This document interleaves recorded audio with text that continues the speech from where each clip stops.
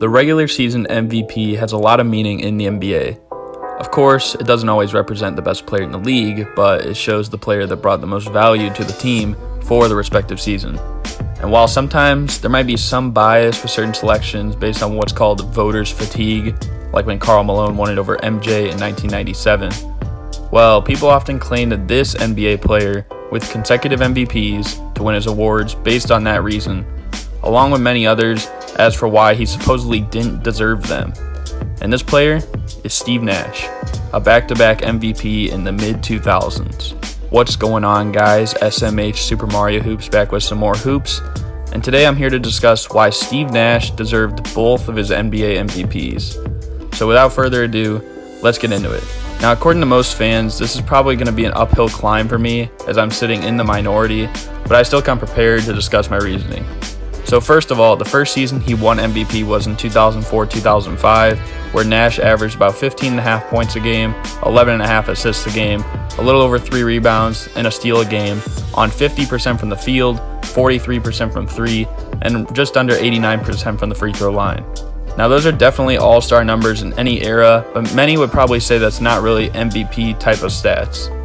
In a deeper dive though, Nash shot 61% true shooting with a 22 PER, along with 10.9 win shares. Now I know that you're probably thinking there's a lot of players that had better advanced stats, and there were for those categories in that season. Nash ranked 15th on the season in total win shares, 8th in win shares per 48, and 19th in value over replacement player. But what does all that mean? Because it seems like people are a bit uneducated about these stats and decide to just throw them out sometimes. So that means we're about to break down the math behind this, so yes, school is in session. Win shares is equal to the marginal offense divided by the marginal points per win. Now marginal offense is calculated by points produced minus 0.92 times league points per possession times offensive possessions.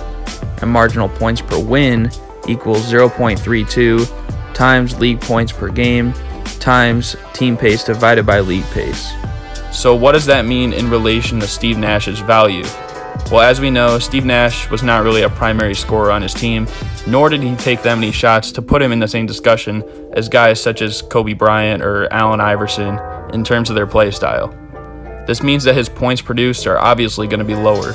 Furthermore, we all know that the Phoenix Suns in the mid-2000s were under Mike D'Antoni's 7-second or less offense. So clearly that would mean they had one of the top paces in the NBA, which would increase the value on the denominator for this equation. So both of these had an impact on Steve Nash's win share in a negative way.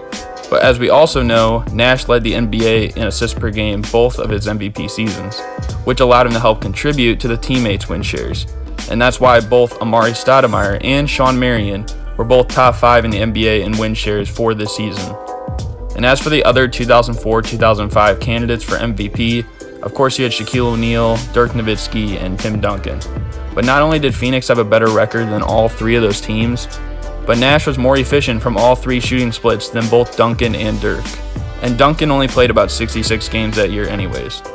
As for Shaq, he only accounted for 0.1 more win shares that season, even though we just analyzed why Nash's were so low.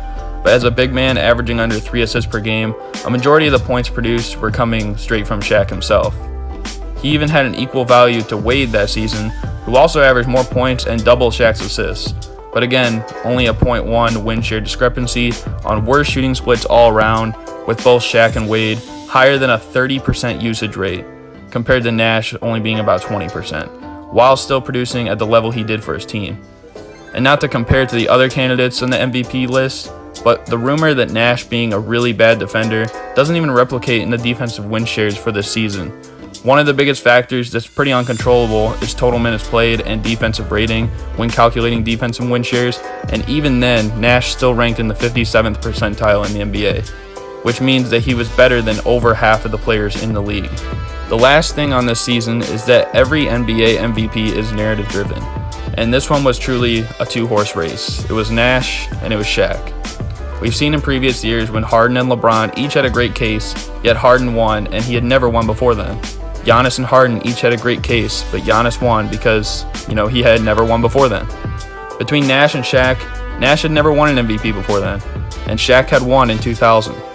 And with both putting up solid cases for the award, and with there being no wrong option. So from that perspective, it's pretty understanding why the 2004-2005 MVP also went to Steve Nash, along with the stats I used to just back it up.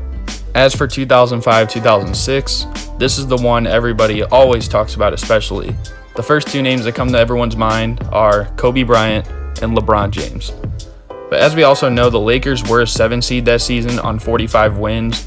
So although Kobe put up a remarkable 35 points, 5 rebounds, 4.5 assists, almost 2 steals, 45% from the field, 35% from 3, and about 15 win shares that year, you also got to factor in that he had a 38.7% usage rate, which at the time was the highest ever in NBA history.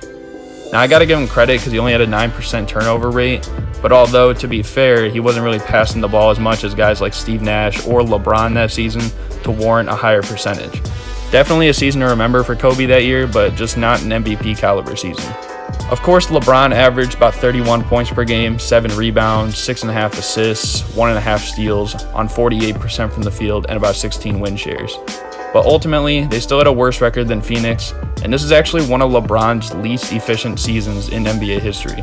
Along with his usage percentage skyrocketing to about 33.5%, it's not a surprise that his per game averages took a jump as well. Now, the best argument for the 2005-2006 MVP to compete with Nash, in my opinion, would probably be his former teammate, Dirk Nowitzki. Now, on that season, Dirk averaged about 26.5 points, 9 rebounds, 3 assists, on 48% from the field, over 40% from 3, and a 90% free throw percentage.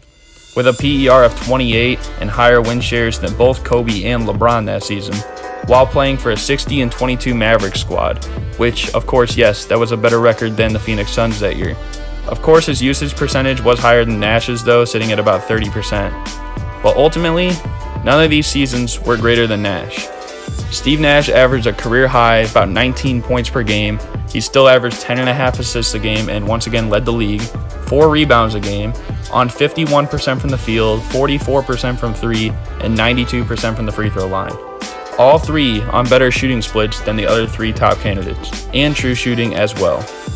His win shares increased to about 12.5 that season, with 2.1 being on the defensive end, which for this season put him in the 76th percentile, which is above 3/4 of NBA players. And in terms of narrative, here's the one for Nash this season. Joe Johnson left for Atlanta, Quentin Richardson left for New York, and Amari Stoudemire only played 3 games that year. So in terms of just points per game production from those 3 players in the year before this, that's 58 points per game that they lost and needed to account for.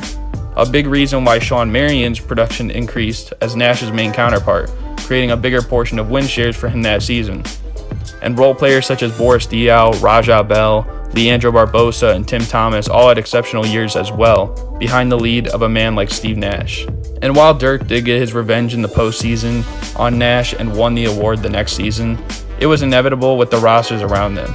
But what Nash accomplished and where he led that Phoenix Suns team to being just 2 games out of the NBA Finals, with missing all those pieces I just listed, that is the definition of an MVP performance. So I hope you guys enjoyed this video. If you did, be sure to like, comment, and subscribe. As a fan of Steve Nash growing up, it really bothers me to see so many people kind of slandering him because of how many MVP awards that he felt he shouldn't have got instead of their favorite players not getting them. But I think all the reasons listed in the video should make people give a more serious look into these 2 seasons and the reasons behind Nash winning the award, because there are many valid ones. But yeah, that's pretty much going to do it for me, and I'm out. Peace.